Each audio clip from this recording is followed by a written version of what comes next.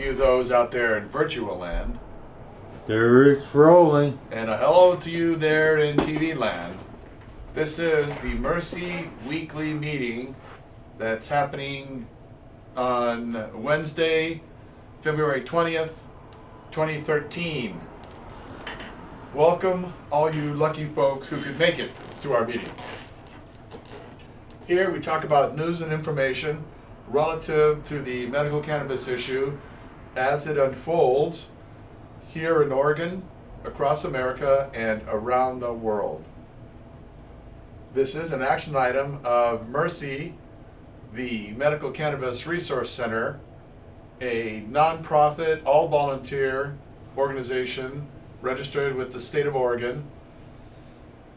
And we are dedicated to helping folks get their card, find medicine now, to match up to a grower or to get growing themselves, the important information on making that decision, and resources to accomplish it, best methods on medicating, and changes, whether you need to change something about your status, your card, or changes to the program.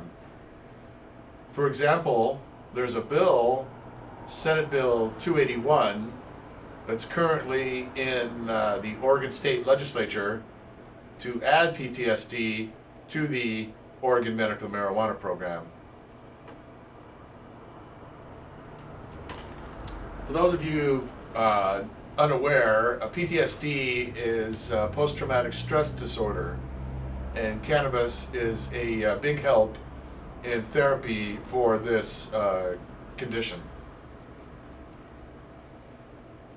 It's also used in a number of conditions that aren't fully qualified in and of themselves.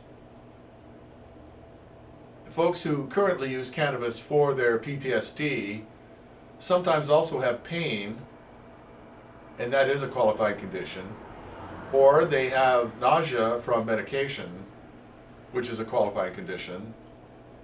So if you're currently suffering through these two things, even though you use cannabis primarily for your PTSD, you should look to getting your card now, if you can, for those. And as you work on getting PTSD added to the list of qualifying conditions, you should still work on that in any case, because it's beneficial to the people of the state of Oregon, not just those who suffer from that condition. We also need to fix the process whereby conditions are added to the program. Things like Parkinson's are not in and of themselves qualifying conditions. The spasticity that you get from it, the pain you get from the tremors resulting from the spasms, nausea from medications or other things, these, again, are the qualifying conditions. You have to get your doctor to document those things if you go outside your regular care physician, and get one of the specialists to sign for you. You'll need to get enough documentation of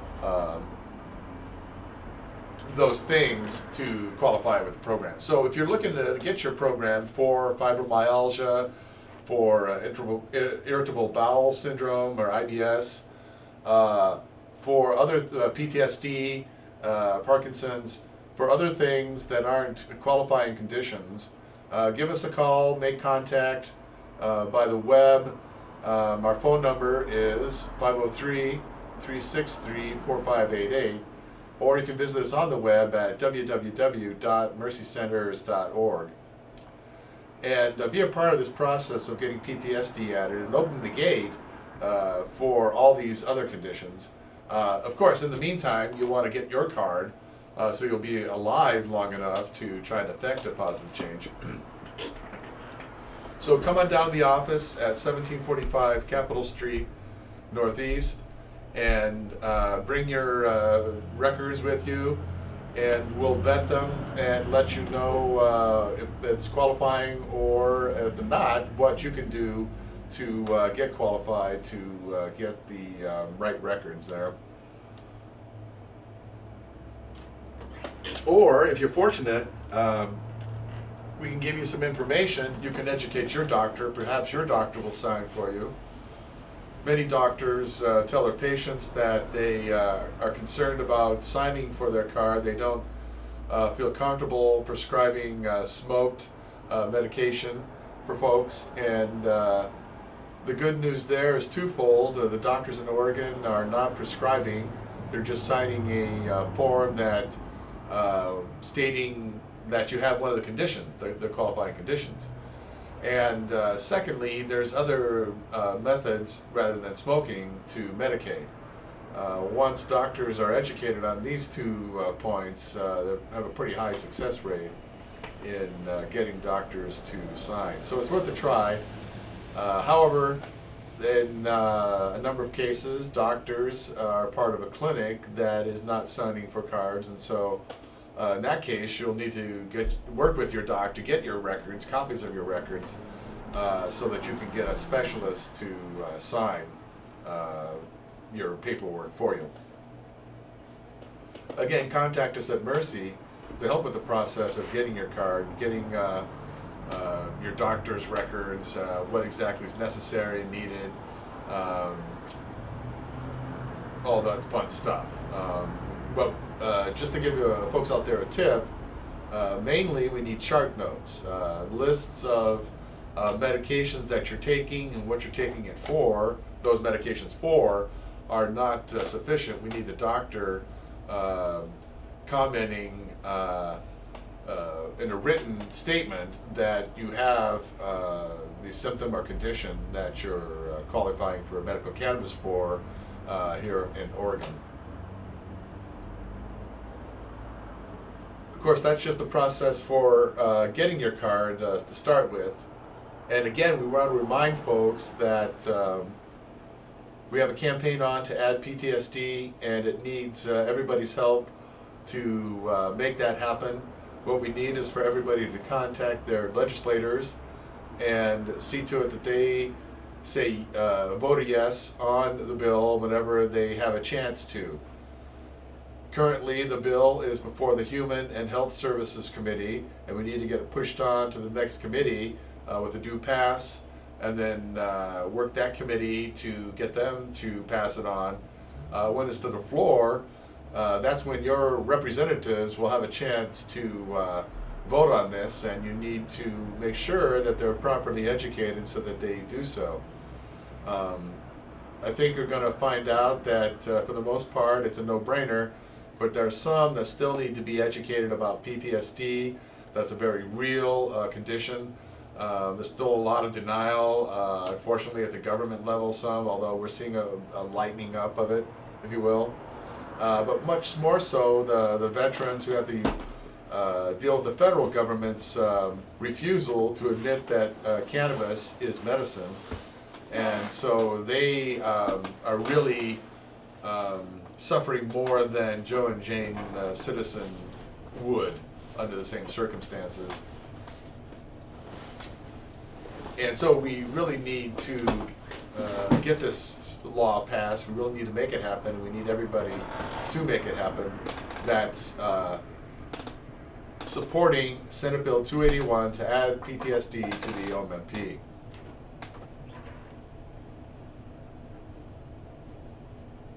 So, folks have gotten their cards, and you need medicine in the short term. You need some medicine now. Unfortunately, there's no guaranteed place and time. There isn't a legal dispensary as we would like to see them here in Oregon yet. They're not allowed buying, selling, trading cannabis, marijuana. No safe access. Even for medical purposes, is not covered by OMA. So when folks are out there doing their networking and exchanging, you want to keep that in mind, that the only OMA covered exchange is one that is not explicitly for consideration. I mean, You can't talk weights and amounts, really, is a good rule of thumb. To break it down into a nuts and bolts do or don't, as the case may be. Just to give folks all the information, a patient is allowed to reimburse their grower for costs they've incurred. It's just not the labor that the patient can reimburse the grower for. These are defined by things that the grower can produce an invoice for. It's something that the grower, an expense, a legitimate expense the grower incurred. They have a receipt or an invoice from the electric company, or the water bill, or the grow light store, or the nursery for the foods and other things. Pretty much anything that you can get an invoice, a piece of paper for, as a grower, you can present it to your patient, and the patient is covered in reimbursing you, in paying you back for those. But that's the only time that funding can go to the grower explicitly for the growing process. Third parties can't donate to the grower and say, here, I want to make a donation to your grow. Can I have a couple of grams of some medicine? No, I'm afraid that is not covered by OMA. That's outside the law there, as it were. So if law enforcement was to capture that discussion, that would certainly affect them adversely. I'm sorry, folks, we are not having the live call-in show today. Perhaps next week we'll work on that. No, you're forgetting our Friday night. Right, Friday nights is when we usually have our call-in show. So Give them the folks number. out there, pass out that information, and tune in here to Channel 23 Fridays 7 p.m. To catch the Mercy TV Live. This here is the weekly show, and we're going to talk about all the things that the patient community is needing to know about, or all those fun things.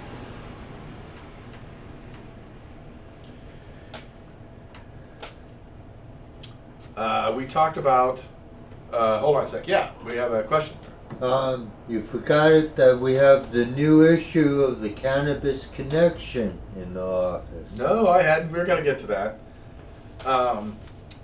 So we were talking about folks getting their cards, bringing your documentation down to Mercy, or contacting us and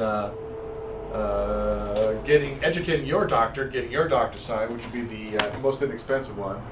Mercy has a doctor that comes into town once a month that signs for folks.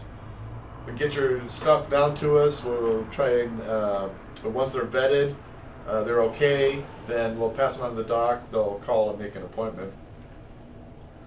At the same time, if you're looking for a doctor sooner, or just want to explore your options, what have you, we have all the information on clinics in Salem and, in fact, around the state off our website at mercycenters.org.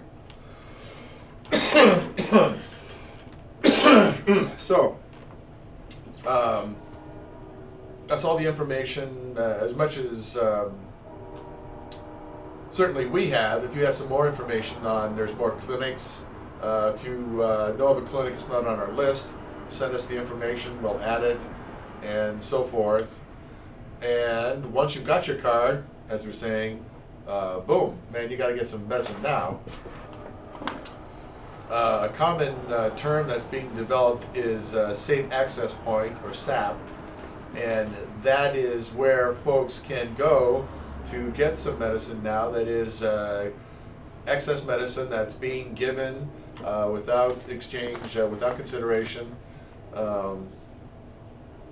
by another card holder that has some excess medicine.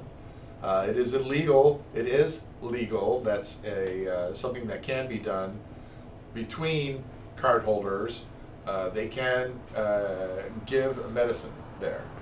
It's just where you take money in return, especially where you take money and weights and amounts are discussed. Now, again, that's outside the coverage of OMA.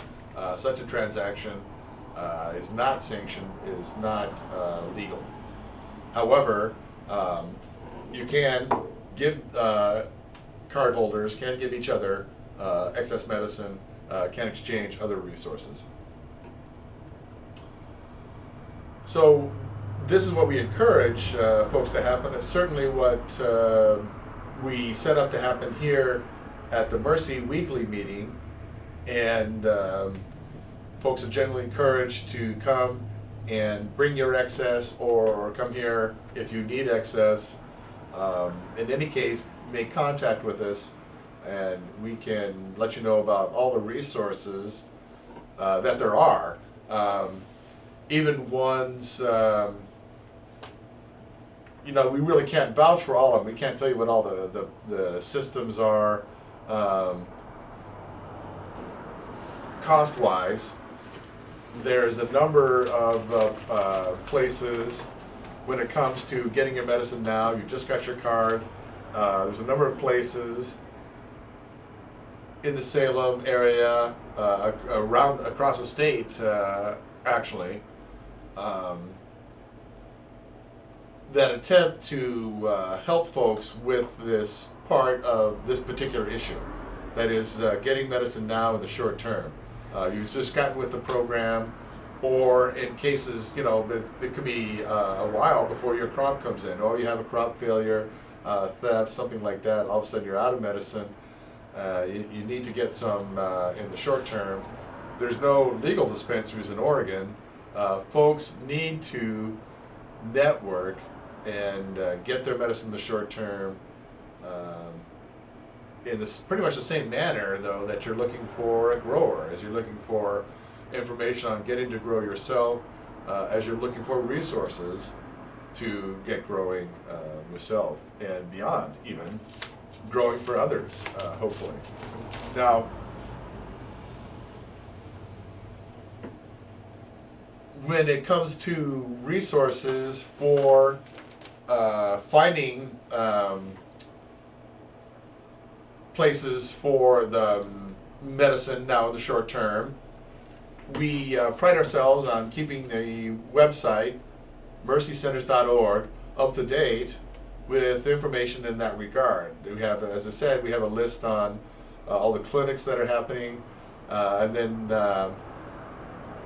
or even before, but, you know, as a part of getting your card, some folks will sign up for one of the forums, although some of them are for card holders only. In any case, there's a number of forums out there on medical cannabis. Folks that are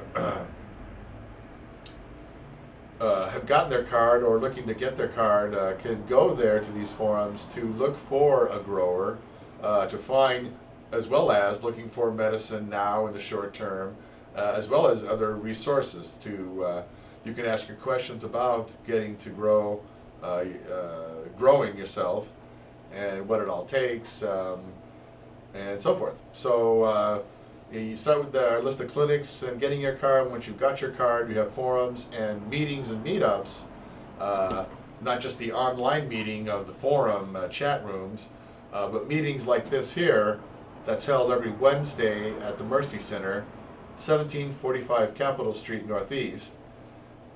And here we exchange medicine, we help folks to get their cards, we exchange babies, seeds, or the results of it, excess medicine of course, as well as baked goods, oils, and other valuable cannabis related products here.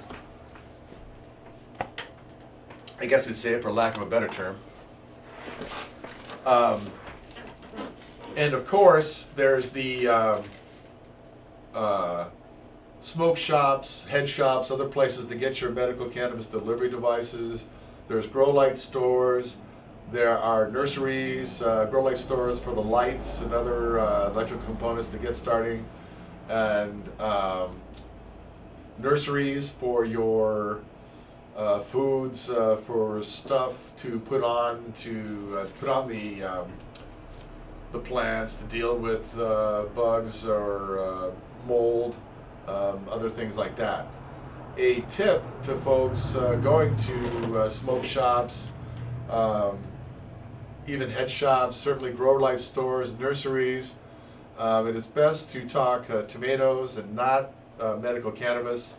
A lot of stores are still under fear of federal law, at least, and generally,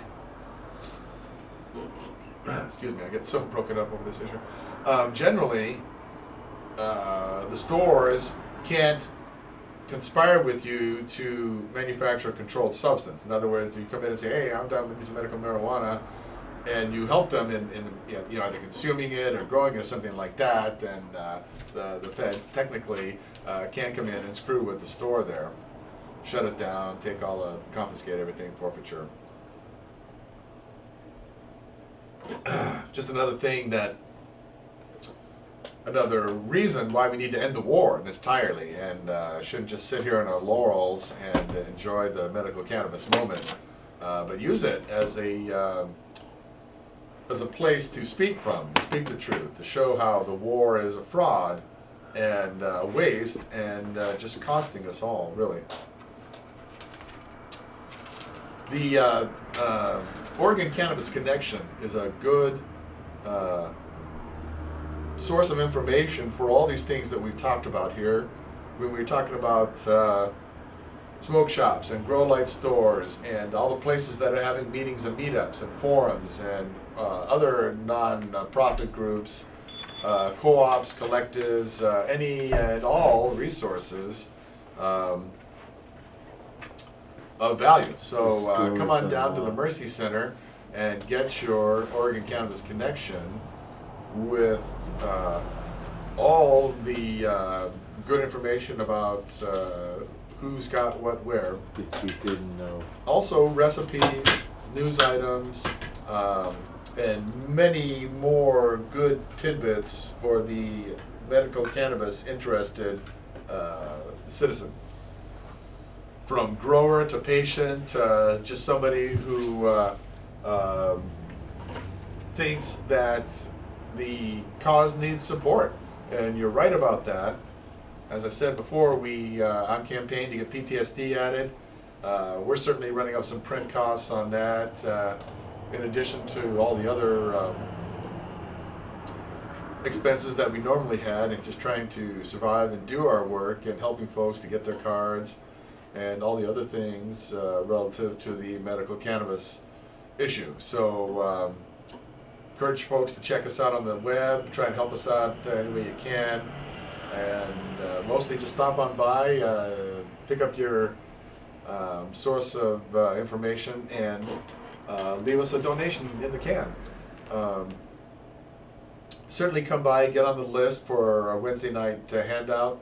It helps if folks come on down before Wednesday and let us know. That way we can alert the medicine gatherers that there's this need, and to give it the best chance of there being some excess here for folks.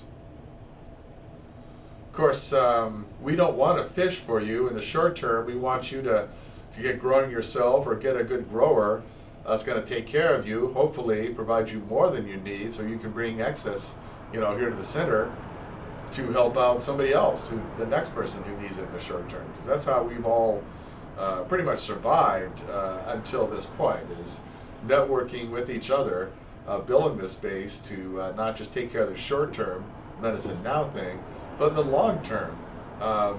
Get that information on getting to grow yourself, and then getting the resources, and not just for that start to plant, but through the baby cycle, into the teenage cycle, and on till harvest, proper curing, and then we can talk about the different forms of medicating, whether you're going to smoke it, vaporize it, make butter, make teas, tinctures, oils, creams, balms, or some combination of all the above, in addition to something new and different, as we find out, learn more, and in the process come up with better methods and methodologies.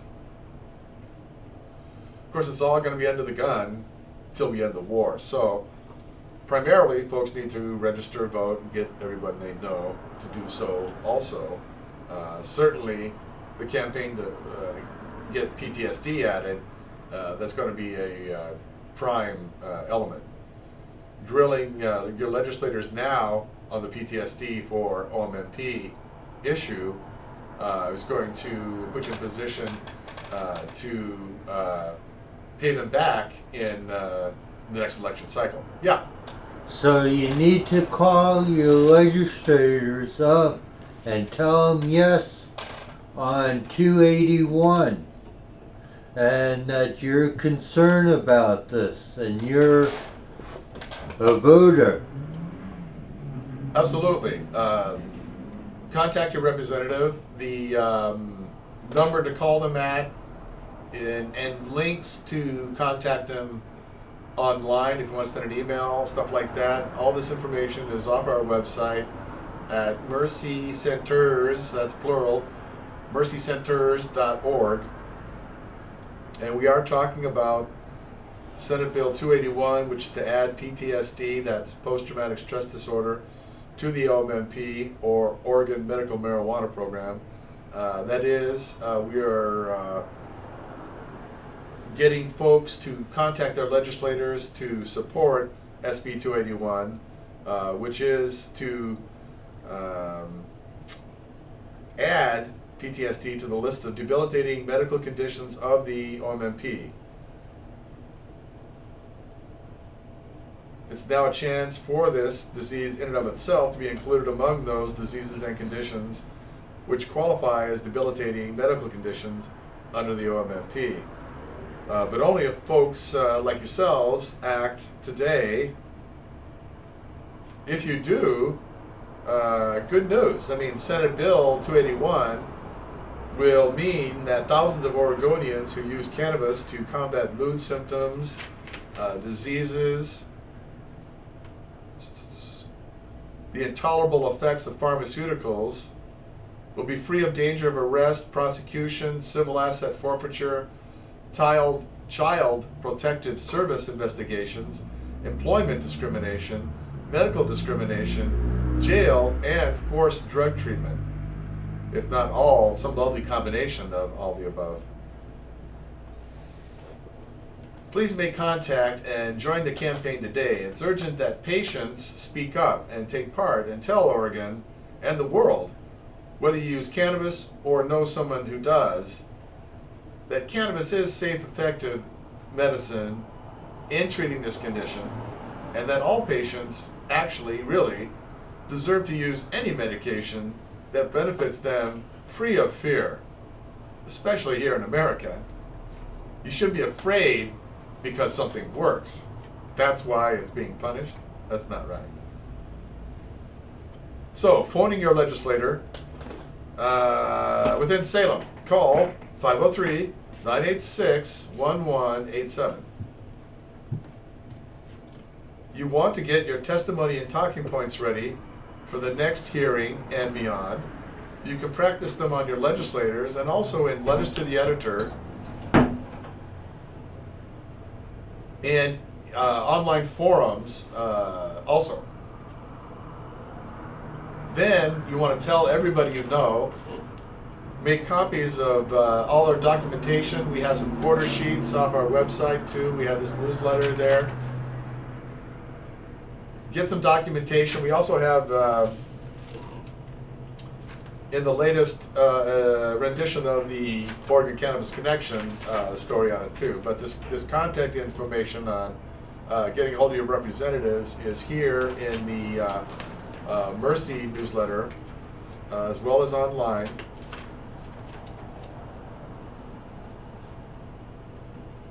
And while you're there online, you can also, or for folks that would be better than phone call, or do both. What the heck? Be effective. But, so you can find out who your legislator is there online and send them an email at the same time.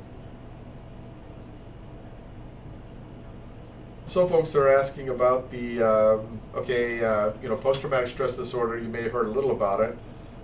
It's a psychiatric illness that can occur following a traumatic event in which there was a threat of injury or death to you or someone else. Post-traumatic stress disorder can develop after someone experiences or witnesses an event that causes intense fear, helplessness, or horror. It may soon occur after a major trauma, can be delayed for a while, up to 6 months. When it occurs soon after the trauma, it usually resolves after 3 months, but some people experience a longer term form of the condition, which can last for many years. PTSD can occur at any age and can follow a natural disaster, such as a flood or fire, or events such as war or imprisonment, assault, domestic abuse, or even, rape, that's an abuse of any kind. The terrorist attacks of September 11th, 2001 in the U.S.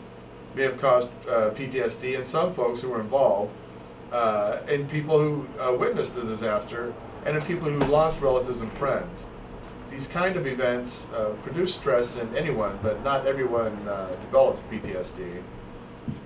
Of course, we've heard about it in one form or another, either through direct contact with friends and family members or through national media reports of veterans gone out of control. Regardless of the source, the fact is that PTSD is a chronic medical condition that is about to become an even larger national health issue as more and more of our veterans return from war with this debilitating disease. Many people who are involved in traumatic events have a brief period of difficulty adjusting and coping, after which, in some cases, they improve and get better. In some cases, though, the symptoms can get worse and last for months or even years. Symptoms can sometimes interfere with normal functioning, sleeping, and interpersonal relationships. This is often when the diagnosis of PTSD is made.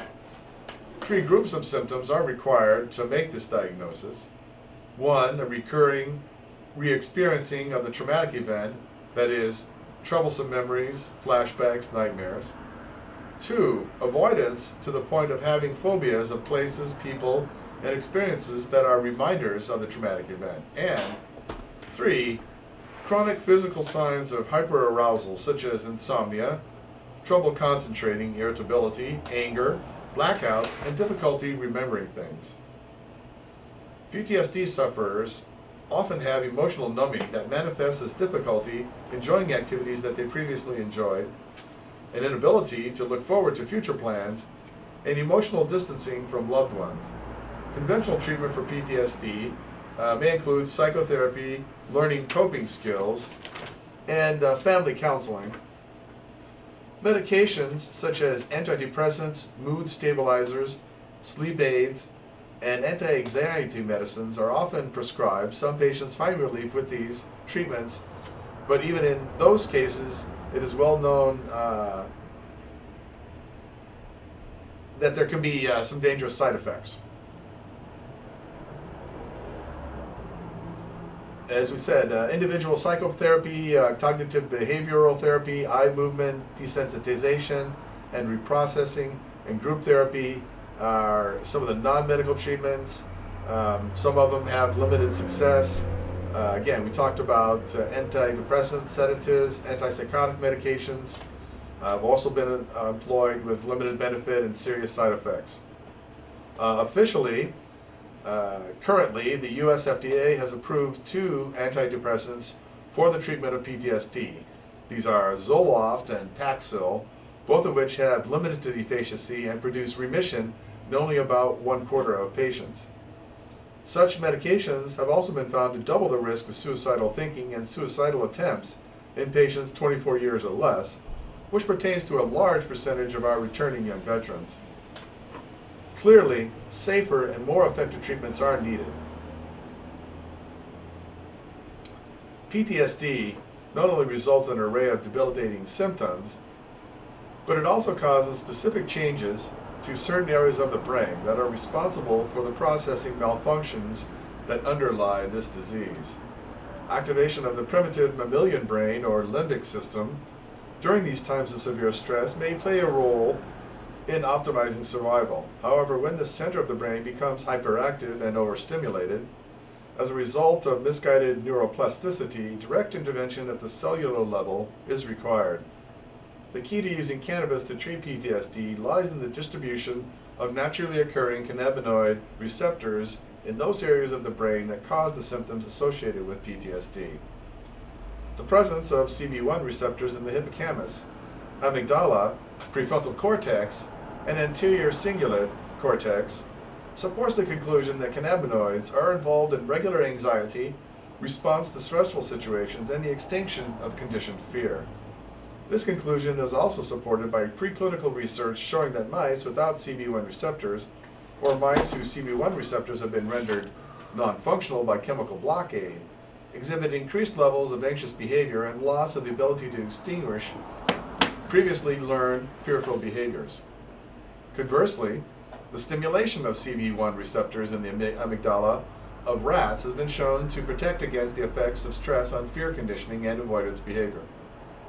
Early human studies using synthetic cannabinoids have also shown that stimulation of the endogenous cannabinoid system is significantly effective in reducing the occurrence of treatment-resistant nightmares in PTSD patients, along with subjective improvements in sleep time and sleep quality, and a reduction in daytime flashbacks.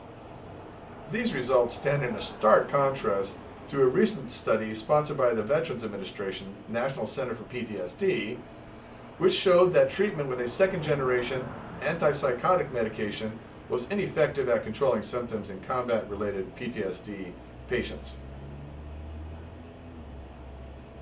Many PTSD sufferers have found good results with medical cannabis use, especially for the relief of insomnia and anxiety. Cannabis can give PTSD patients a sense of well-being and serenity, and it allows them to continue to function with little or no adverse side effects. PTSD patients often prefer medical cannabis over conventional medications, as it is a single medication that helps with a number of symptoms as opposed to taking multiple medications for each separate symptom. And the risk of medicinal interactions is removed. There are a number of researchers currently exploring the science behind the use of cannabis for the treatment of PTSD, and the results are promising. But we need moves like the Senate Bill 281 to make sure this happens to further it along. Question, comment? Doesn't the Israeli government use cannabis for their PSD, for their soldiers? Yes. In 2004, Israel started a program for soldiers traumatized by battle with Palestinians to have a new unconventional weapon to exercise their nightmares, aka marijuana. Under an experimental program, Delta-9 tetrahydrocannabinol, or THC, the active ingredient found in the cannabis plant, will be administered to 15 soldiers over the next several months. And as we said, that was a program started in 2004.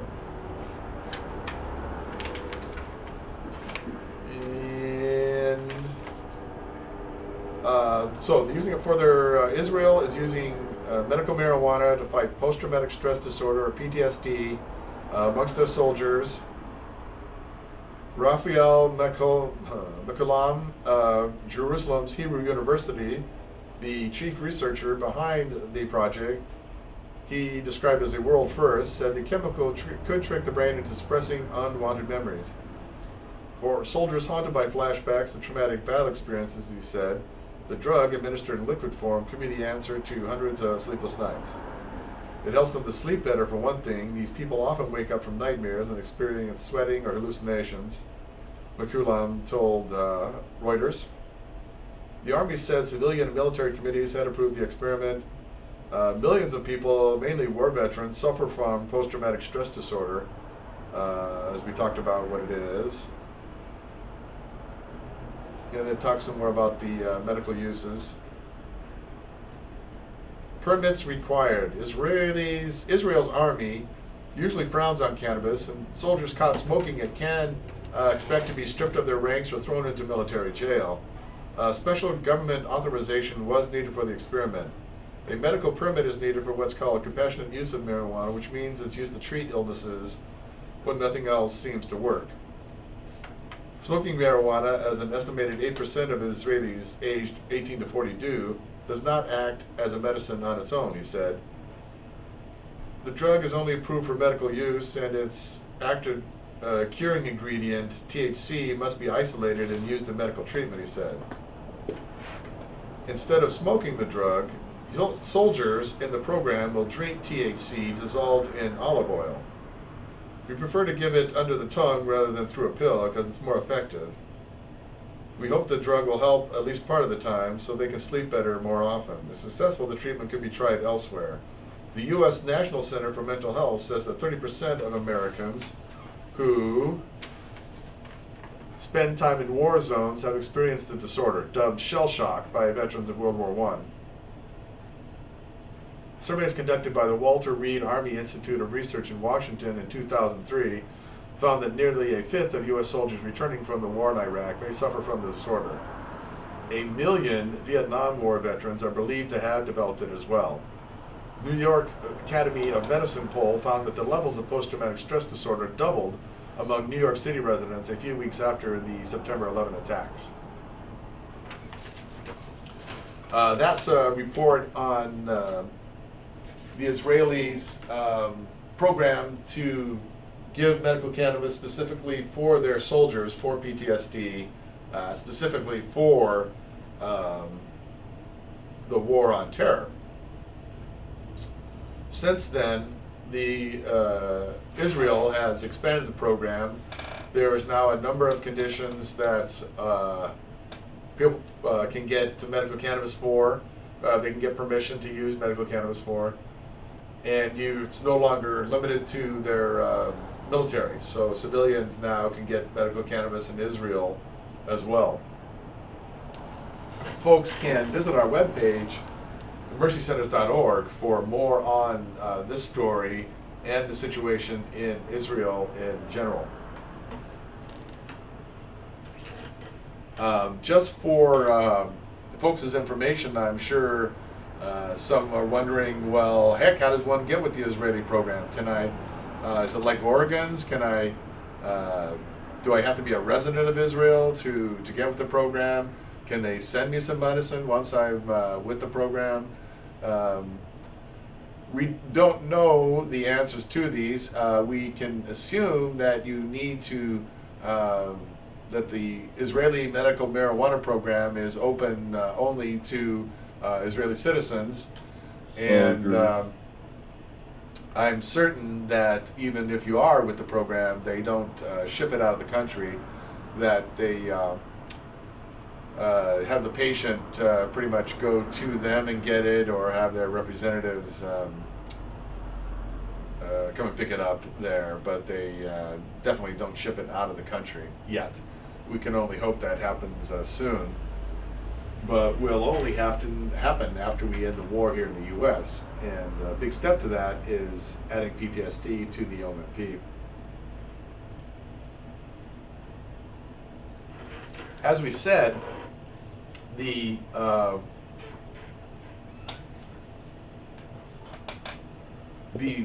bill to add PTSD to the OMP is currently in the Health and Human Services Committee.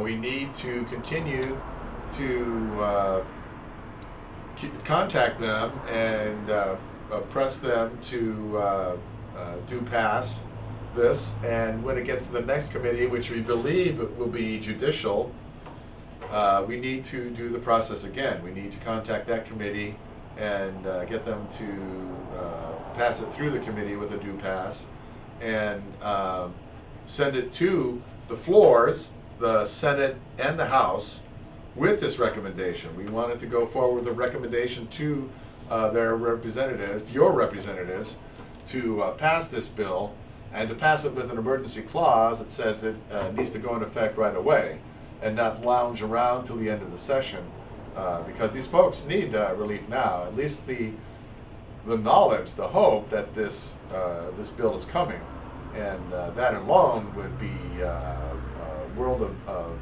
good. So folks can both visit us online and see a recording of the hearing for PTSD. You can also get your latest rendition of the Oregon Cannabis Connection and read about it there. Read all about it. We have some of the testimony that was presented there in the Mercy newsletter.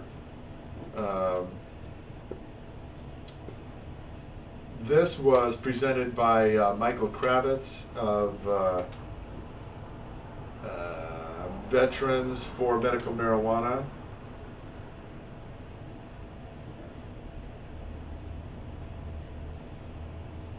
And he also encourages anyone who supports helping veterans to call their local representatives and come down to the next hearings.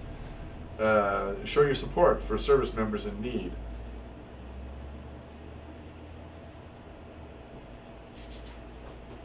And here is a copy of his letter to the editor. Medical marijuana helps treat veterans with PTSD. I'm glad that the Oregon editorial board thinks enough of the subject matter to dedicate an entire editorial just to respond to the excellent article. An entire editorial just to respond to the article by Oregonians Noel Cromie, Medical Marijuana for PTSD, of August 27th. However, some of the claims are misleading and the tone is offensive to the men and women who he serves as a veterans advocate. First, many or most of the veterans who are seen at VA hospitals for treatment of post-traumatic stress disorder are given a host of medications, including strong painkillers. So yes, many of those veterans are currently served by the provision in Oregon law that allows for chronic pain. But the inflated numbers of chronic pain patients that have registered with the program have become a red flag to law enforcement officials who are actively seeking to dismantle the program and strip Oregonians of the protection to use cannabis under a doctor's supervision. Cannabis is a well-known pain medication that stood the scrutiny of double-blind, placebo-based studies, so it sounds reasonable when the editorial board calls for similar studies for PTSD. The lack of such studies was cited as a factor in Arizona's decision, but it isn't a reasonable demand, given that the federal government has blocked our every effort to conduct such studies. The editorial board, being well-read, must know how hard we have tried to study this indication instead of asking why Arizona shut down our efforts to add PTSD as a qualifying condition. I think the better question would have been, why did New Mexico approve cannabis for PTSD? Much less, why did the Israelis approve it? Because when New Mexico did so after considering the available medical evidence. We have a preponderance of research on how cannabis works in the brain and body, the so-called endocannabinoid receptor system, and studies that show how the various chemicals that in cannabis work for the various symptoms we call PTSD. However, this information is complicated, and it takes a medically trained individual to understand this evidence, which New Mexico had in place, but unfortunately neither Arizona nor Oregon do. Finally, Michael Kravitz goes on in his rebuttal to address the tone of the editorial and why it is so offensive to the men and women who have served their country honorably in the U.S. Armed Forces. The editorial board portrays the veterans as pawns who are nothing more than a flag draped around the shoulders of potheads trying to change the law. Veterans come down and testify in support of a change in the law because they know cannabis works firsthand.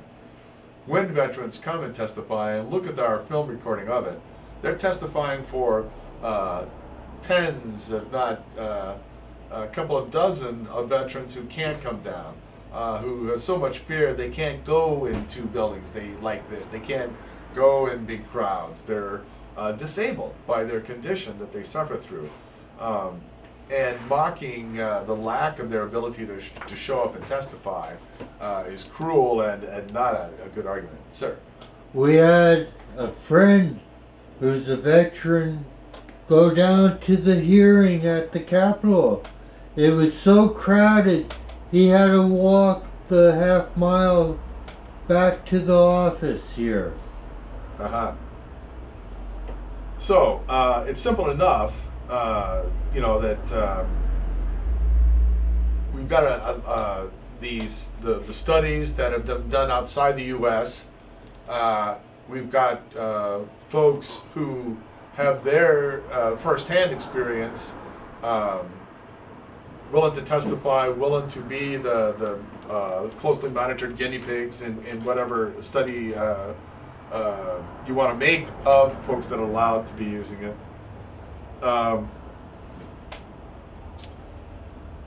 But the thing that needs to be pointed out is that, and Michael points out here in his letter, the Veterans for Medical Cannabis Access supports changing the law because we are losing 18 veterans per day to suicide, because the drugs that the VA is throwing at these vets are ineffective, and because we have taken the time to consider the evidence. We know that allowing for PTSD under the Oregon State Medical Marijuana Law will help us better understand how many of the people in the program are really suffering from post-traumatic stress disorder and not primarily pain patients. We believe that when this happens, it will go a long way to removing the stigma associated with seeking treatment for PTSD and will save lives. Again, that's from Michael Kravitz, Executive Director of Veterans for Medical Cannabis Access. For his contact info, visit us on the web, get some more information.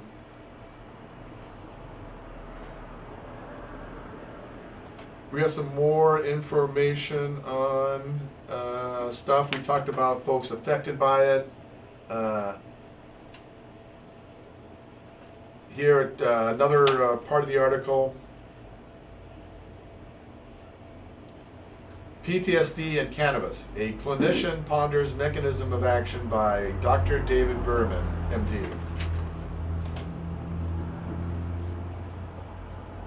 Okay, well, you guys are going to have to visit the website to get the whole story. I'll just highlight this part here where he talks about the commonality of the problem. Each year, millions of people around the world are affected by serious emotional trauma. In more than 100 countries, the recurring violence based on ethnicity, culture, religion, political orientation. Men, women, children suffer from hidden sexual and physical abuse.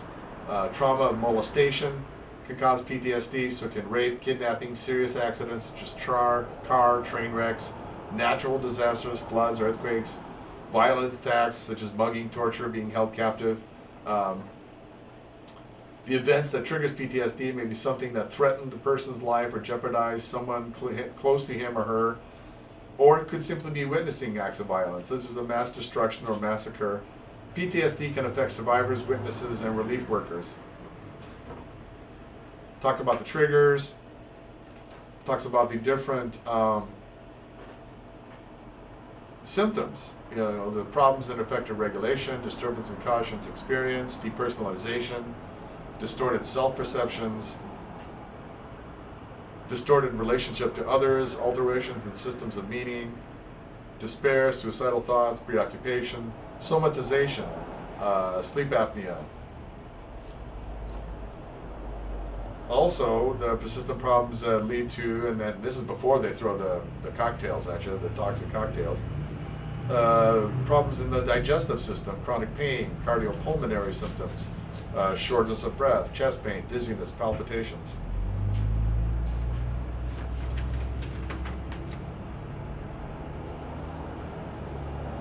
How cannabis may work in this regard is that the neuronal and molecular mechanisms underlying fearful memories are often studied, and animals, for example, using fear conditioning.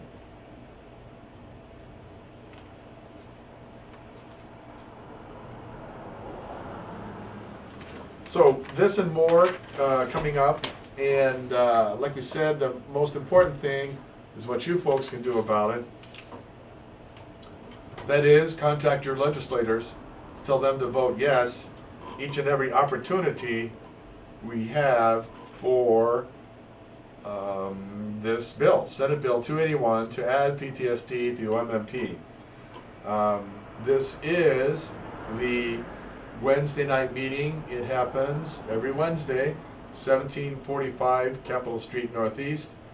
It goes on from 7 to about 9-ish.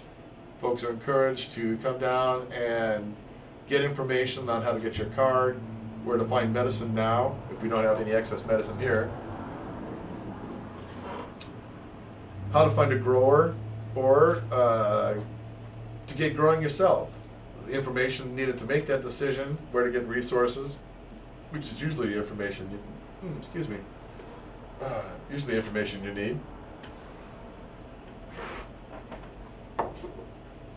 But our cameraman is shutting us down. It's time to say bye-bye. Thank you, folks. So we're going to wrap up the camera and wind down our video broadcast. See you next time on Mercy TV. And you out there in Video Land, you keep watching, tuning in, give us a chat back here, you know that you can, and mostly spread the word and let folks know. We'll see you next time here on Mercy TV. You want to say anything before I turn it off, Glenn? Yes, good night. Good night. God bless you all, every single one of you.